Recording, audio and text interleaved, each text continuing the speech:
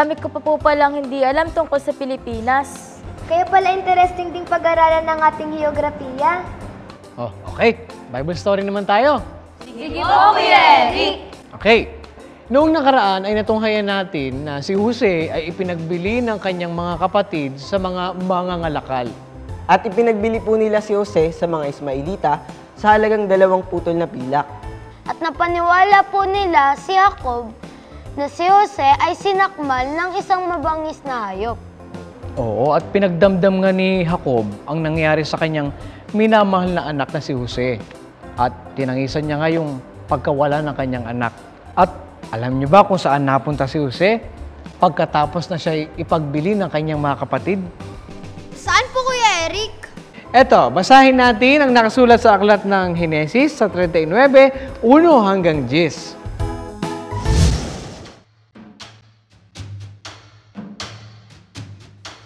At ibinaba si Jose sa Ehipto at binili siya ni Potifar, puno ni Faraon, na kapitan ng bantay, na lalaking taga-Ehipto, sa kamay ng mga Ismailita na nagdala sa kanya roon.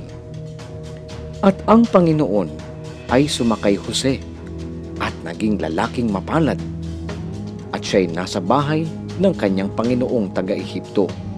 At nakita ng kanyang Panginoon na ang Panginoon ay sumasa kanya, at ang lahat ng kanyang ginagawa ay pinagpapala ng Panginoon sa kanyang kamay. At nakasumpong si Jose ng biyaya sa kanyang paningin, at pinaglingkuran niya siya, at sa kanya'y ipinamahala niya ang bahay, at ang lahat niyang tinatangkilik ay isinakanyang kamay. At nangyari na mula sa panahon na siya ay pamahalain sa kanyang bahay at sa lahat ng kanyang tinatangkilik, ay pinagpala ng Panginoon ang bahay ng taga-Ehiptong yaon dahil kay Jose. At ang pagpapala ng Panginoon ay sumalahat ng kanyang tinatangkilik sa bahay at sa parang. At kanyang ipinamahala ang lahat niyang tinatangkilik sa kamay ni Jose, at hindi siya nakikialam ng anumang kanya, liban sa tinapay na kanyang kinakain. At si Jose ay may magandang pagmumukha at kahali-halina. At nangyari, pagkatapos ng mga bagay na ito, na tinitigan si Jose ng asawa ng kanyang Panginoon. Datapwat siya ay tumanggi, at sinabi niya sa asawa ng kanyang Panginoon, "Narito, ang aking Panginoon ay hindi nakikialam sa akin tungkol sa nasa bahay, at lahat ng kanyang tinatangkilik ay ipinamahala sa aking kamay. Walang sinumang dakila kaysa akin sa bahay na ito. Walang ipinagkait sa aking anumang bagay, kundi ikaw lamang, sapagkat ikaw ay kanyang asawa. Paano ngang aking magagawa itong malaking kasamaan at kasalanan laban sa Diyos?" At nangyari na nakikiusap man siya kay Jose araw-araw, ay hindi nakikinig sa kanya na siya ay makilala o pakisamahan. Napakaganda po pala ng ginawa ng Panginoon kay Jose. Nilinga po ng Panginoon si Jose, kaya't pinagpala po siya sa lahat ng kanyang paggawa sa lupain ng Ehipto. At ipinamahala ni Potifar kay Jose ang lahat ng kanyang ari-arian. Pero ano po ba ang sumunod na nangyari kay Jose? Yan naman ang matutunghayan natin bukas kung loloobin ng Panginoon. Kaya huwag kayong ma-absent sa panonood ng Bible Story. Marami na ba kayong nalaman tungkol sa ating bansa? Sana ay mapangalagaan natin ito dahil alam natin na ito ay gawa ng Diyos. At tandaan natin na lahat ng nilikha ng Diyos ay mabuti, kaya dapat nating pangalagaan. Basahin natin ang nakasulat sa aklat ng Henesis sa 1 at 31. At nakita ng Diyos ang lahat ng kanyang nilikha, at narito, napakabuti, at nagkahapon at nagkaumaga ang ika-6 na araw. Ano po ang pag-aaralan natin bukas, Kuya Eric? Bukas kung loloobin ng Panginoon ay pag-aaralan natin ang tatlong pangunahing bahagi ng Pilipinas, ang Luzon, Visayas at Mindanao. At kikilalanin natin ang bumubuo sa ating bansa.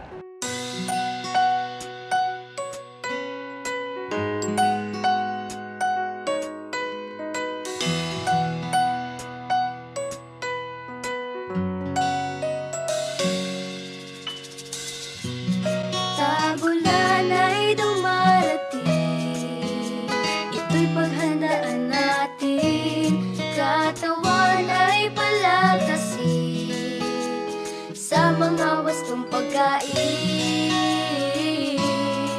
Kalambutan natin ay papawiin. Pagkatapos ng ulan, araw ay sa pagbuhos ng ulan, ating ngang nalalaman, sa Diyos nagmumula ang kabutihan. Pananim at kagubatan, nadidiligan, sa lupa'y nararamdaman Kanya.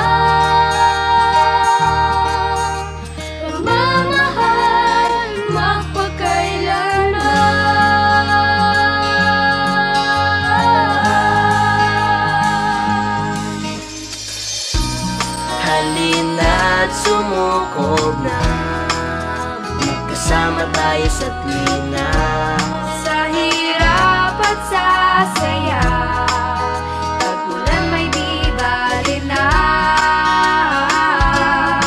Sa problema ay huwag na padadala. Sa pagtila ng ulan, panibagong pag-asa. Sa pagbuhos ng ulan, ating ngang nalalaman, sa Diyos nagmumula ang kabutihan. Pananim at kagubatan, nadidiligan, sa lupa'y nararamdaman Kanya.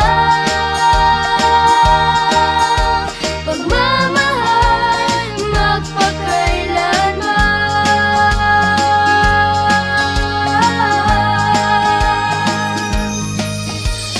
Atin ngang isipin, ulang dumarating, ay pagmamahal ng Diyos sa atin. Sa pagbuhos ng ulan, ating ngang nalalaman, sa Diyos nagmumula ang kabutihan. Pananim at kagubatan, nadidiligan, sa lupa'y nararamdaman Kanya. Sa pagbuhos ng ulan, ating ngang nalalaman, sa Diyos nagmumula ang kabutihan. Pananim at kagubatan, nadidiligan, sa lupa'y nararamdaman Kanya. Pagmamahal magpakailanman. Sa ulan, ating ngang nalalaman, sa Diyos nagmumula ang kabutihan. Pananim at kagubatan, nadidiligan, sa lupa'y nararamdaman Kanya. Pagmamahal magpakailanman. Hanggang dito mga bata, bukas, God willing, ay muli tayong magkita-kita. Dito lang sa nag-iisang Bible School on Air, ang KNC Show! The KNC Show! Will teach us while we grow. Sa tulong ng ating Diyos Ama, isipan ay magliliwanag. The KNC Show! Will teach us while we grow. Sa tulong ng ating Diyos Ama, isipan ay magliliwanag na.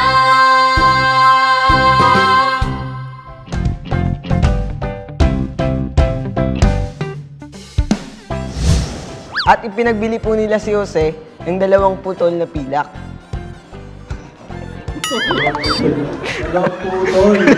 At ipinagbili po